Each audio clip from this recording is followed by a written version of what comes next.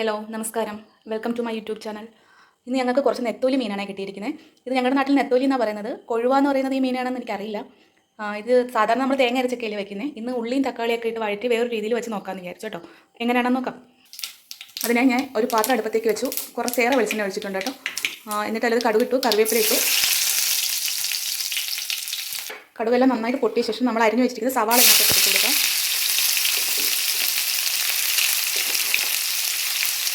നന്നായിട്ടൊന്ന് വഴറ്റി കൊടുക്കാം. സവാള പെട്ടെന്ന് വാടി വരാൻ വേണ്ടിയിട്ട് നമുക്ക് ആവശ്യമുള്ള ഉപ്പും കൂടിയും ഇട്ട് കൊടുക്കാം.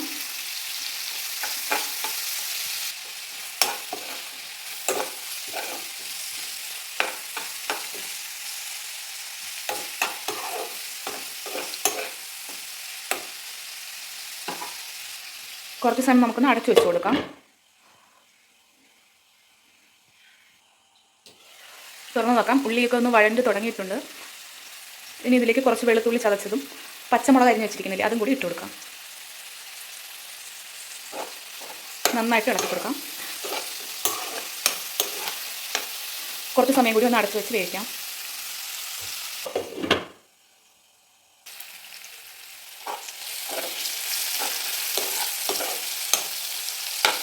സവാള ഒരുവിധം വഴണ്ട് തുടങ്ങിയിട്ടുണ്ട്. ഇനി നമുക്ക് അരിഞ്ഞ് വെച്ചിരിക്കുന്ന തക്കാളിയും കൂടി ഇതിലേക്ക് ഇട്ട് കൊടുക്കാം.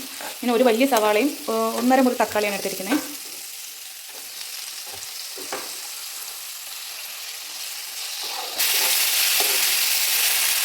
ഇനി നമുക്കിതിലേക്ക് മസാല ചേർക്കാം. ഞാനിതിലേക്ക് 1.5 ടീസ്പൂൺ മുളക് പൊടിയും 1/4 സ്പൂൺ മഞ്ഞൾപ്പൊടിയുമാണ് ചേർക്കുന്നത്. നന്നായിട്ട് വഴറ്റി മസാലയുടെ പച്ച മണം മാറുന്നത് വരെ വഴറ്റിയെടുക്കണം.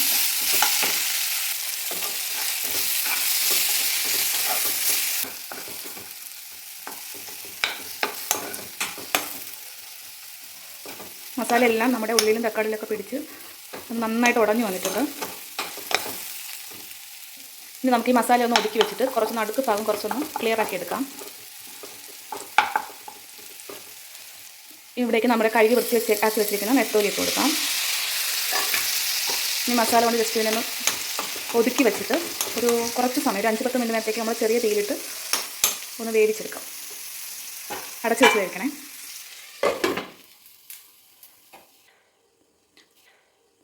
ചെറിയ തീയിലിട്ടാണ് വേവിക്കുന്നതെങ്കിൽ നമ്മൾ ഇടയ്ക്കൊന്ന് ഇളക്കി കൊടുക്കണം കേട്ടോ. ചിലപ്പോൾ അടിക്ക് പിടിക്കുകയോ എന്തെങ്കിലും ചെയ്താൽ അറിയത്തില്ല.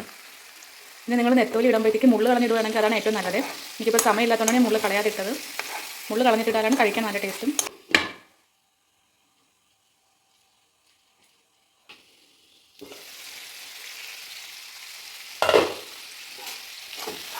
ഇവിടെ നമ്മുടെ മീനൊക്കെ നന്നായിട്ട് വെന്തിട്ടുണ്ട്.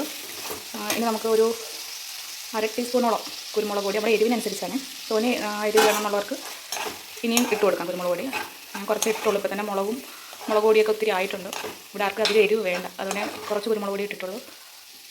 ഇനി കുറച്ച് ഗരം മസാലയാണ്, ചിക്കൻ മസാലയല്ല, നമ്മുടെ ഗരം മസാല കൂട്ടി പിടിച്ചതല്ലേ, അതും കൂടി ഇട്ട് കൊടുത്തു. ഒരു 1/4 ടീസ്പൂണോ മതിയാവും.